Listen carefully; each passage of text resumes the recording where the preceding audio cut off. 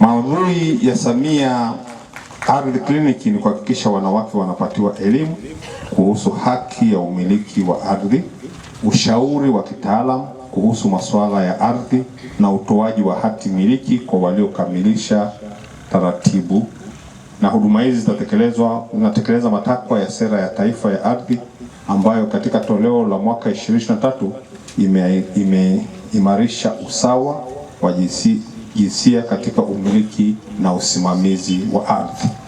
Kama ambavyo afisa wetu kutoka Wizara ya Ardhi ameeleza hapa, ardhi tunayo, na katika mkoa wetu tunasema kwamba mkoa wetu una eneo la kilomita za mraba 23,807 na kilomita za mraba karibu 11,479 ndizo ambazo zinafaa kwa ajili ya ufugaji, kilimo na makazi, na hizi zingine 11,723 hizi ni kwa ajili ya hifadhi, na kama kilomita za mraba 600 na kidogo hivi, hizi ni 605 ziko kwenye eneo la ziwa.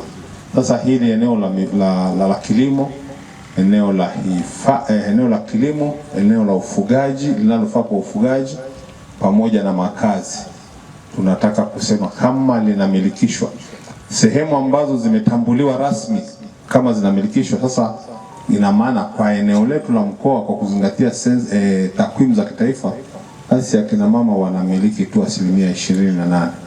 Lakini katika utaratibu na azma ya usawa kama ilivyoelezwa katika Katiba ya Jamhuri ya Muungano wa Tanzania kwamba kila mwananchi ana haki ya kumiliki mali. Sasa hapa ndipo tunapokuja kugundua kama umiliki wa ardhi ambao umeshatambuliwa sasa hivi ni 28%, ina maana kwamba haki ya kikatiba haijatendwa sawa. Lakini Rais wetu Mheshimiwa Dr. Samia Suluhu Hassan kwa kutambua umuhimu wa jambo hili, ndio sababu tunazo hizi kliniki, ndio sababu ikawepo hii Samia Ardhi Kliniki, na lengo lake kubwa ni pamoja na kuhakikisha kwamba akina mama wanapata haki yao ya umiliki wa ardhi. Tukisema katika mkoa wetu wa Simiyu, nafikiri umiliki wa ardhi kwa wanawake ni wa kiwango cha chini, na pengine hii imechukua takwimu za kitaifa, lakini tukija takwimu za kimkoa, inawezekana sisi mkoa wa Simiyu tukawa tuko chini zaidi. Nafikiri hivyo, na sababu kubwa ni pamoja na utamaduni na aina ya mfumo ambao bado haujajinyoosha vizuri, haujakaa sawa sawa kuhusu kutambua wanawake vya kutosha. Kwa maneno mengine, wala tusimumunye maneno, bado mfumo dume kwa mkoa wetu ni wa kiwango kikubwa, kwa kiasi ambacho kwa wapi nafasi ya kutosha wanawake katika masuala mengi na ya usawa, lakini hususani masuala ya umiliki wa ardhi.